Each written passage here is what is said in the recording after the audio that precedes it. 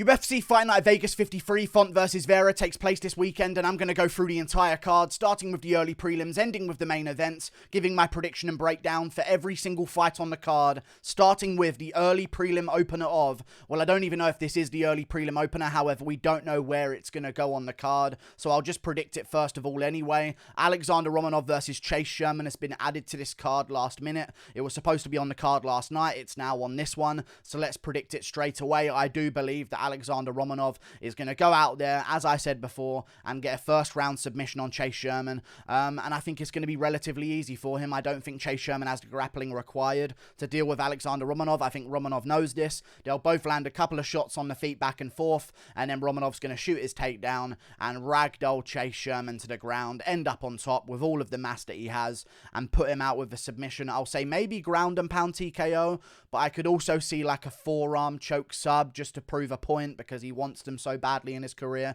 I think I'm actually going to lean more in the favour of a ground and pound TKO, because I think if you've got the option, maybe you'd want to get a TKO win anyway, because it looks a little bit more badass, and you'd punish Chase Sherman for having a minor health injury in the build-up to their last fight on the night of the fight as well. So I think Romanov's going to take it out on him, do a little bit of ground and pound on top, and get the first round TKO win over Chase Sherman, who had a minor health issue, otherwise known as the illness of fear. He's brought himself a little bit more time. I still think he's going to lose. Romanov gets it done in the first round. Moving on to the actual early prelim opener, Tatsuro Taira versus Carlos Candelario. Both good flyweight prospects, I'll be honest with you. Carlos Candelario's only loss so far in his career is to Victor Altamirano, who was on the Contender Series, who's a very good prospect himself. Had a decent fight in the UFC. I thought he could have won it. They ended up giving it to the other guy, who was also on the Contender Series. Either way, very good prospect, fighting a good prospect in Tatsuro Taira. Both guys have fought somewhat iffy opponents coming into the UFC. Some good opponents, some bad opponents. But the difference is Tatsuro Taira is making it look so easy compared to Carlos Candelario when you watch both of their fights. I mean, Tatsuro Taira's fights are like, he's just doing stuff to them. It's not like a fight and he happens to win. Like, Carlos Candelario has some close decisions in his career. He has a decision to a Can who was 5-4 before he even got on the Contender Series in the first place. I think he has a win previously on the Contender Series that wasn't too impressive by unanimous decision, so they didn't even sign him, and they want flyweights, so the reason they didn't sign him is very telling, to be honest with you, because they're looking for any flyweight they can get their hands on. Either way, he went to a decision against a 5-4 opponent before coming into the Contender Series again, whereas Tatsuro Taira is just going out there and saying, this is where I want you, putting you down, get the back, rear naked choke, sub you immediately. Like, it's systematic for him, compared to a bit of a scrap with Carlos Candelario. And also against Victor Altamirano, although he arguably could have won that matchup, it was a very close matchup, I gave it to Victor Altamirano. However, it was very close. They had some really messy scrambling exchanges in the grappling, and I know that Altamirano has good scrambles, and maybe that's why, but I just saw some sloppiness in the grappling in that moment. So I'm going to go with Taira taking advantage of one of those bad scrambles in the grappling, taking the back and getting a first round rear naked choke. Moving on up the card, Gina Mazany versus Shanna Young. I am going to go with Gina Mazany here. There's not much to go off of. Shanna Young's had a bit of an atrocious amateur career. She's been around for a while in the game. They're both similar aged, 33, 31. Gina Mazany, I believe, is at a better gym. She's got more experience against higher level competition. She's got more reach by 3.5 inches whilst being shorter. That's going to be a bit of a problem for Shanna Young. I don't see either of these two girls going into the grappling department here. I can see it being a stand-up fight over the 3 rounds, and I'm looking at that reach advantage, which is quite substantial in the lower weight classes at women's flyweight. Plus, she's got more experience against better opponents. There is a chin worry with Gina Mazany, but I am going to go with Gina Mazany here. I just think she looks a little bit better than Shanna Young does. Although Stephanie Egger's quite good. It's women's MMA, like, what do you want from me here? But I'll trust Gina Mazany. Good coaching. She does work with James Krause. She's at Extreme Couture as well.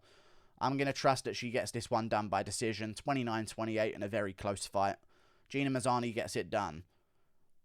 Very rough one to predict, because there's just not a lot to go off of. They're both absolute garbage. Moving on. Up the card, Natan Levy versus Mike Breeden. I'm going to go with Natan Levy here.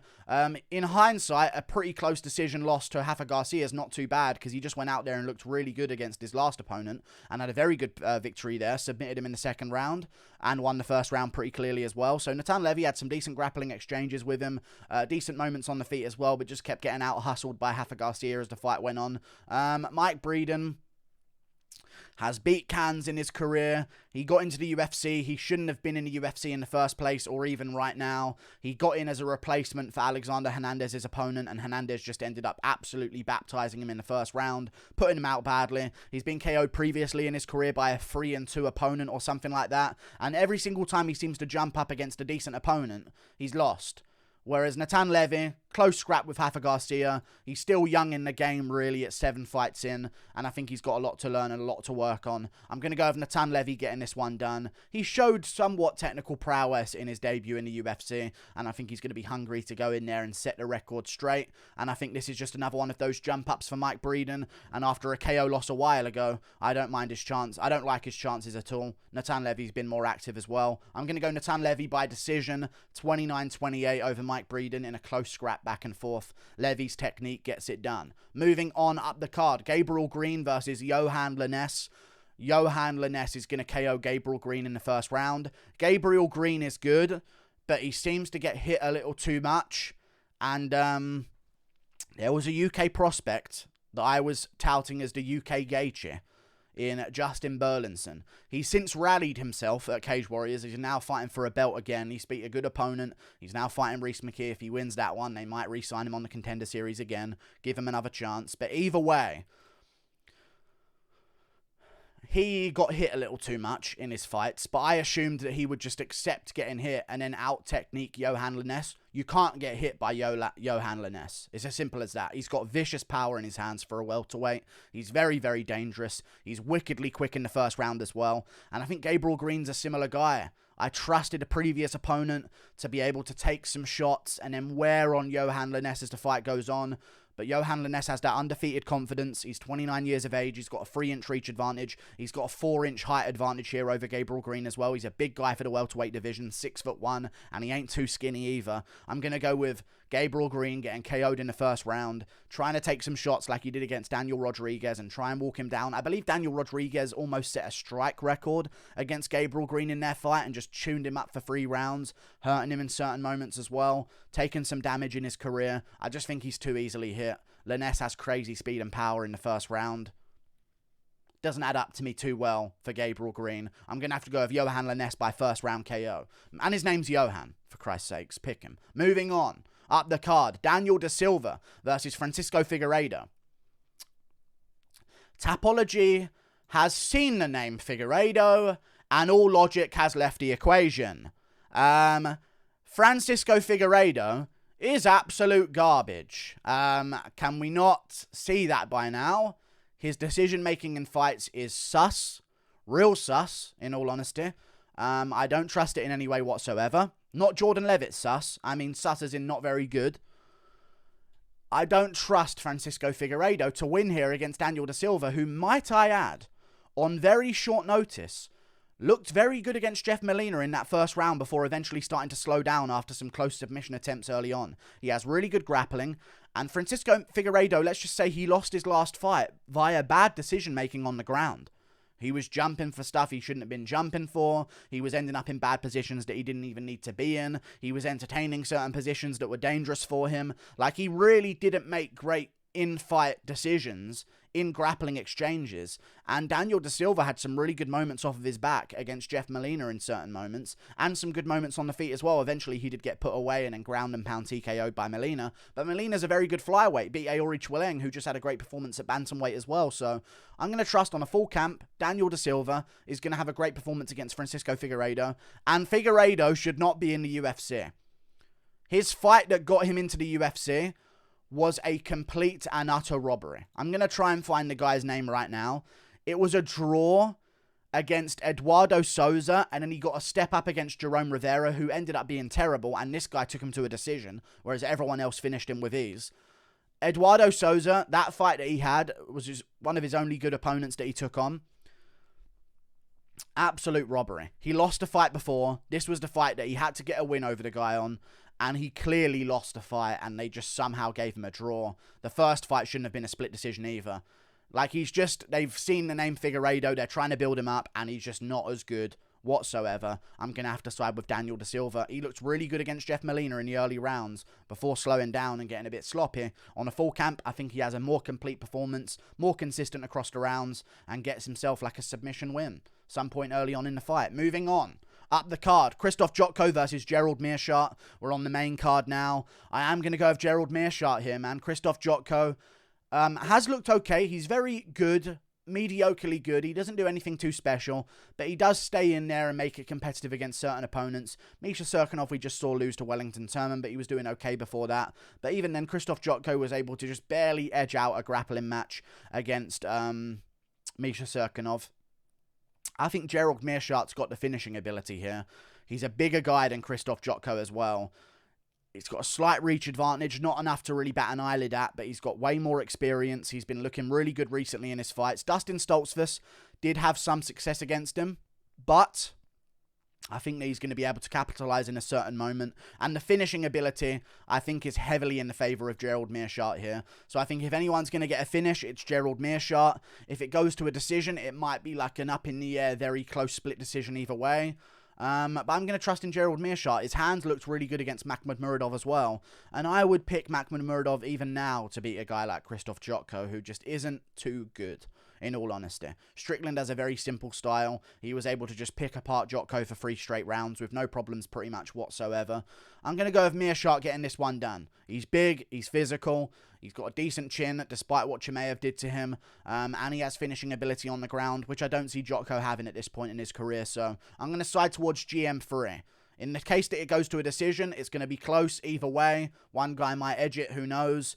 If there's going to be a finish, heavily in favour of GM3. That tilts me towards him. Plus, he's an underdog. So I'm taking GM3 as the dog. Moving on up the card. Darren Elkins versus Tristan Connelly. I'm taking Tristan Connelly over Darren Elkins here. I know a lot of people on Tapology are picking Darren Elkins. He's just taken too much damage, man. I know it's the name. I know it's his middle name.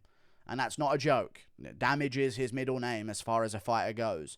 But just a little too much at this point, I think.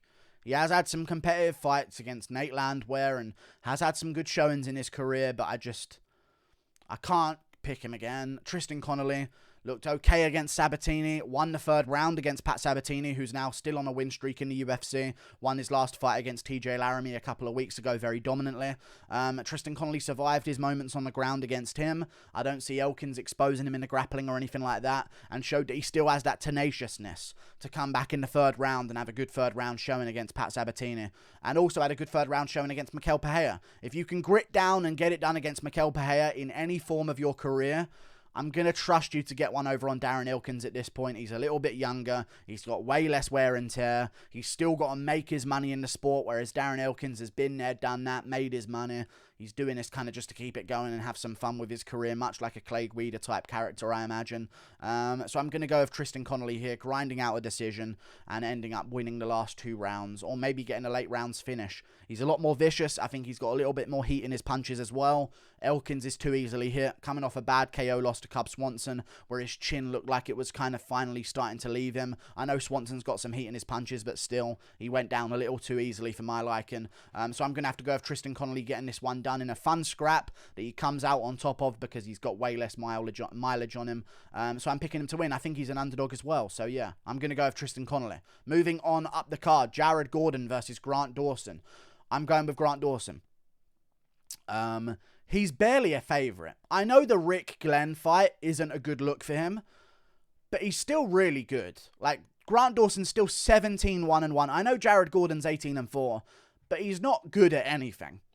In all honesty, he misses weight and ends up on top of an opponent and they can't get him off of him sometimes. He doesn't do anything on top of them. He doesn't really show any skill on the feet whatsoever.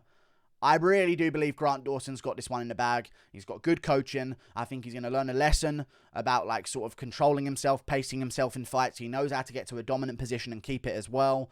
I think he's just way technically better than Jared Gordon. Plus, he's still 28 years of age, has a lot of time to develop and learn in the game. I think he's going to have some success here. Ricky Glenn's not a bad fighter. You know what I mean? So, I'm going to go with Grant Dawson over Jared Gordon. And also, if Grant Dawson just keeps a better position in the third round, that third round situation never happens to him, where it ends up as a draw. You know what I mean? Like, he lost the back at one point in the third round. If he locks that in, it's just him keeping that for that round. And then he just lost a couple of moments that ended up sort of changing the tide for him because he used so much energy to get those moments back. I don't think he has to worry as much on the feet with some heat coming back his way like he did against Ricky Glenn. So I don't think those takedowns are going to be as desperate as they were against Ricky Glenn, which may have led to that cardio deficit in the later rounds. So I think against Jared Gordon, he's going to have an easier time on the feet against a guy with pretty much no punching power and a pretty bad chin himself. And I think he's going to find those takedowns a little bit more naturally rather than trying to force them because he's worried about the stand-up exchanges. I'm going with Grant Dawson getting this one done. He's got a 4-inch reach advantage to work with as well. Grant Dawson gets this one done by decision. He's only a slight favourite as well, so that's good money in my opinion on Grant Dawson. Moving on up the card, Andrei Fili versus Joanderson Brito. Don't get the matchmaking here. I'd love to see Andrei Fili against a bit of a better name in the featherweight division, but they've gone with Joanderson Brito. Don't get why these matches are happening a lot of the time. Andrei Fili's going to beat this guy pretty easily. Reach advantage, height advantage, works well on the outside. Reminds you of anyone? Bill Aljo. Really good scrambles, really good takedown defense. I don't see Joanderson Brito out grappling Andrei Fili in any way whatsoever. He's shown really good grappling throughout his career. That's been massively improved as it's gone on. And in his last outing against Daniel Pineda, he had one of the best performances I've ever seen of his entire career. So he's clearly still putting in the work. He's 31 years of age still, by the way. Yeah. I'm picking Joanderson Brito. He didn't look good against Bill Aljo. It was a competitive fight, but Bill Aljo edged it out the way he needed to. I don't really think too much of Bill Aljo either. But Andrei Fili's a legit good fighter. Like, he does good against everyone you put him in there against. In hindsight, Bryce Mitchell fight, I mean, look what Mitchell just did to Edson Barboza. Fili made that a pretty close fight. Like, it came down to Mitchell gets a certain takedown at the right time and lands a couple of good ground and pound shots here and there. It came down to the wire in certain moments of that Bryce Mitchell fight, and it wasn't as dominant as the Edson Barboza fight for Mitchell and some other previous opponents as well. So, do I see Joanderson Brito being able to utilize his grappling in between exchanges? No. Do I see him winning the exchanges on the feet? No as well. Andrei Fili gets it done. One of the locks of the card other than Romanov, in my opinion. Moving on up the card, Andrei Arlovski versus Jake Collier. I'm gonna...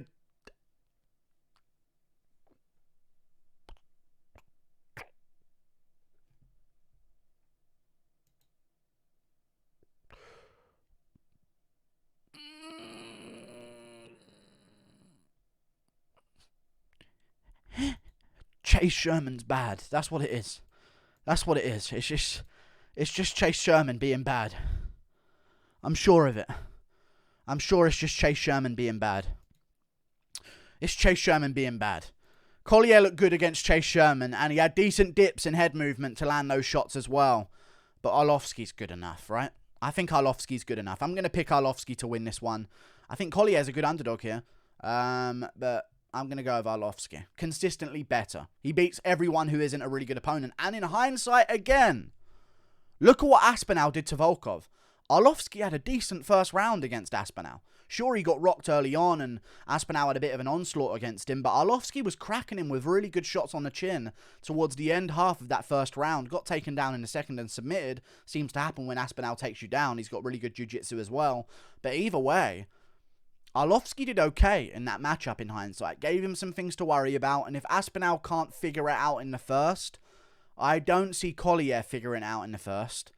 And if I don't see Collier figuring it out in the first, he's shaped like a fucking egg. So I'm going to go with Andrei Arlovski getting this one done as the fight goes on. Maybe Collier has some moments early that maybe makes you think, oh no, is this going to be it for Arlovski? But no, I think Arlovski's going to steer it back his way in the later two rounds and get a 29-28 unanimous decision. He seems to be a lot more active recently and it seems to be working out for him. He's a lot more patient in the ring. He's coming off a win against Jared Vandera, which was quite close, but I thought he won it quite clearly there. He had a very close fight with Carlos Felipe, but again, I thought he won that fight quite clearly as well. I think Felipe Fili, although losing to Collier or having a close win against Collier in his career, has a better style to track down Arlovski and land on him than Jake Collier does. So I'm going to have to go with Arlovski, in all honesty. Although he did have a close fight with Sherman, but it's just that he has no finishing ability because he has no power in his hands whatsoever. So I'm going to have to go with Arlovski. You know what I mean? I will go with Arlovski here, getting the job done. He's beat so many guys. Like, he's literally, since 2019, let's look through this. He should have beaten Augusto Sakai. Okay? Really should have beaten Augusto Sakai. Very razor-close fight with Taito Ivasa as well. Beat Ben Rothwell, had an amazing performance there. Lost to Jairzinho Rosenstruik, ended up being top 5 and fighting Ngannou for a title elimination bout. He beat Felipe Lins, who just had a good performance against Marcin Prachnio. He beat Tanner Boser. I thought Boser won, but still raised a close performance with Tanner Boser. He lost to Tom Aspinall, gave him a decent fight. Beat Sherman, beat Felipe, beat Vandera. He's being really active as well. I think he's going to go out there and have a great performance against Collier too. Moving on to the main events. Rob Font versus Marlon Vera. I'm going to have to go with Marlon Vera. They've made him an underdog. They've made him an underdog, man. In hindsight, Marlon Vera's loss to Aldo is not bad. To make it that close early on and nearly edge out those first 2 rounds against Aldo on the feet, like, not bad in my opinion. He's big, he's physical, he's got 5 rounds to work against Rob Font here. And Font don't like pressure. He doesn't like a big physical opponent that can muscle him around with some heat in their hands and a little bit of power behind their shots. He can be rocked. He just took a shit ton of damage against Jose Aldo as well. I'm going to have to side with Marlon Vera here over Rob Font. I think Rob Font's going to have some success early on. I think he'll probably win the first 2 rounds. Second round's going to be close, but he might edge it out based on some early work in the second round. But I think I'm going to have to go with Marlon Vera getting like a dash choke submission in round 4 or 5. I think he'll be rocking Rob Font really badly, piecing him up, hurting him to the body against a cage. Rob Font will shoot a bad takedown, get dash choked. I can see that happening quite easily here. Vera's got some good subs off of bad takedowns. I think he'll latch it up if he needs to. And I can really see Vera getting this one done as the fight goes on. Still young, 29 years of age. I know he didn't look to get the best against Edgar because he was worrying about Edgar trying to take him down. And I think he was overthinking that in the fight quite a bit because when Edgar did get him down, he was able to do quite well on top of him because Edgar is a very good grappler. There's no worry about him having to be taken down by Rob Font. It's a stand-up match against a guy in Rob Font who doesn't have the best of popping his shots. Like, in hindsight, he made Garbrandt's chin seem okay. And that's not good when it comes to thinking about your power in your hands. So I'm going to have to go with Marlon Vera here. He's so big. He's the same height as Rob Font. I'm telling you, he's going to look 2 weight classes above. Frankie Edgar was a former lightweight. You'd think Vera was the former lightweight when you saw those 2 against each other at bantamweight. It's ridiculous how big Marlon Vera is. Maybe he's really light or something like that. I don't know. But even against Sean O'Malley, who's a tall, rangy guy, Vera looked close to his height, but like fulled out and big. Like, it's weird how big this guy is, and he can still take damage in the bantamweight division. So I see Font piecing him up in the first round pretty easily. Vera chopping at the legs, landing a couple of front kicks to the body and stuff like that, mixing in some grappling moments that Font's going to escape and win the first round very comfortably. The second round, Rob Font's going to edge it out in a very close round. Third round, it starts to turn the tide. Vera's hurting Rob Font in certain moments, tracking him down, beating him up a little bit towards the end of the third, beating him up really badly in round 4. Font can't get off of him. Vera's sticking to him like glue against a cage, beating him up, hooking to the body and stuff like that, muscling him around. Font shoots a bad takedown, gets dash choked and finished. Marlon Vera wins as the fight goes on by 4th round submission. Like and subscribe. Thank you for watching. Toodle pip, I'll see you later. Goodbye. Click that button up there. We'll do better this week. I still didn't do bad last week. 5-5, still not negative. But this week we'll do way better. Back to winning ways. Toodle pip.